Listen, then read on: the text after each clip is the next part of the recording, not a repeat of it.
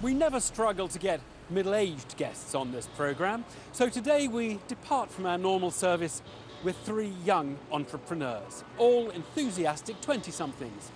There surely won't be a grey hair in the studio, unless that is, the challenge of setting up their own businesses has got to them. We'll find out. Each week, influential business leaders gather for the BBC Radio 4 programme, The Bottom Line. And now you can see it as well as hear it. This is Today with News at 2 o'clock. This is Charlotte Green's shipping forecast. 92 to 95 FM. And we're going to business now with The Bottom Line. Louis Barnett. Yeah, no, it's chocolate. Chocolate. Chocolate, yeah, that's right. I started the company when I was 12 years old. I left school at the age of 11. I was just about to take my Year 6 SATs when I was told by the teachers that I wouldn't actually be allowed to take the exams because I couldn't write. So I took a little bit of outside tutoring, and at that time I was diagnosed with dyslexia, dyspraxia, dyscalculia, short-term memory loss syndrome and type of ADHD. Right. Now that's interesting. So you basically didn't fit in at school. No, very not well. at all. No, so no, you no. dropped out of school. We've had one who dropped out of university and one who dropped out of school. I dropped when I was 11. And there's only two things I ever enjoyed doing with my spare time after school, and that was cooking and animals. So actually, the first thing I ended up doing was working with birds of prey, which was quite interesting for a while. Say cooking cooking animals. No, well, you know. And then I moved on from that. I got asked by my auntie to make a cake for a 50th birthday.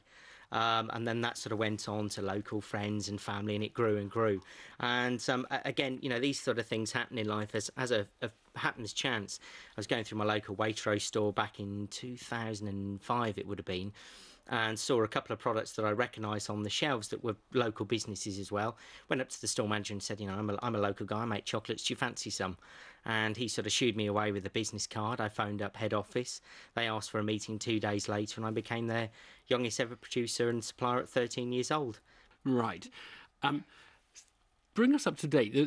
Waitrose aren't selling the chocolate anymore. No, So exactly. did they not like it? Or was... It wasn't that. For some reason, for various decisions, and, you know, we were a very small and if you like, at that point, a naive business. So we went from very small to very large very quickly.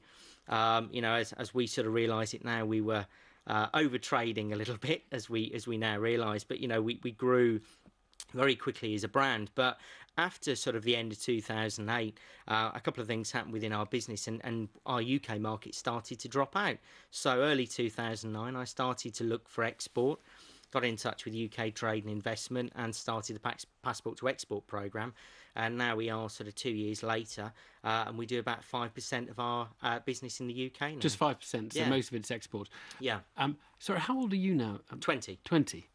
And how big is the business? I have no picture of what sort of scale this business is. Well, really, the problem with the business at the moment, we're going through a real transitional phase. We've gone from a UK-based business to now an export business. We went from having a production site in Bridgnorth with 10 local staff, producing all the products ourselves, and then we split to 2 production sites in the UK. We're setting up a production site in Mexico at the moment. I lived in Mexico for 5 months. But if I said what's the turnover, what's the answer?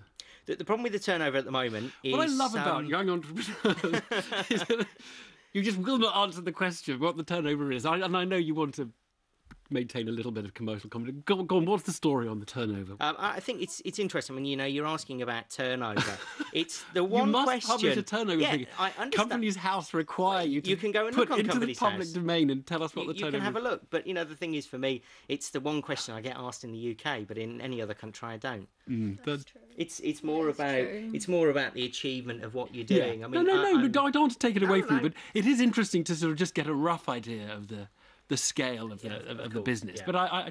But did you employ people, or you outsourced manufacture? We employ people. We just at the phase in the next month we're going to open a brand new production site in the UK. But across the world, we've probably got about 20 or 30 staff at any one time. Of course, the production changes constantly with the seasons. Well, you're all very much. Yes. Did you have government money Louis? We had a grant from the mustard scheme about sort of 2 years in, but What's the mustard scheme? it was a scheme that was opened by Advantage West Midlands, which have now sort of closed.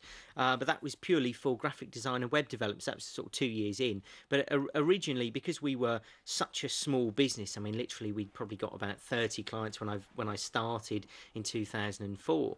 My nan and granddad actually bought my first chocolate machine, which was about £450. Okay. One of the things that I always found was, although age brought some benefits, it also, it had very much its downside. And certainly, from my point of view in my industry, chocolate and food is quite a snob industry, really. And I think I found a lot of disrespect to start with when I was going to meet these buyers. I think we are looking at an exit strategy. Again, it's always one of those things, the time frame, and it's knowing when to get to that exit strategy stage. But as I said, last year we took on the first investors, two new investors, and for me, really, there will be an exit strategy in the next sort of 2 to 5 years. And what will you do when you exit? I'll always keep my hands in doing chocolate, but also I've got a lot of other responsibilities arising as well.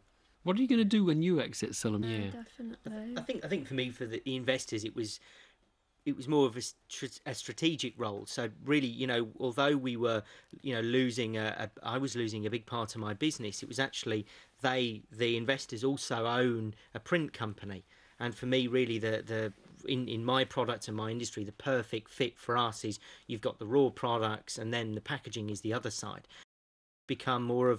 We've actually become part of an even bigger business.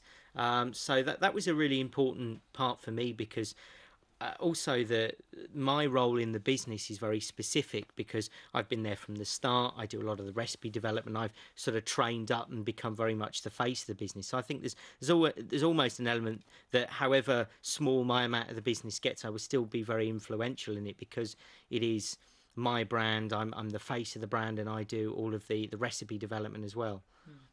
Louis Barnett of luxury chocolate maker Chocolate. I'll be back with more rather older guests next week. Don't forget, you can download The Bottom Line as a podcast. Details are on our website. Always listen to it on BBC Radio 4. We also like to get your emails. Just drop us a line at thebottomline@bbc.co.uk.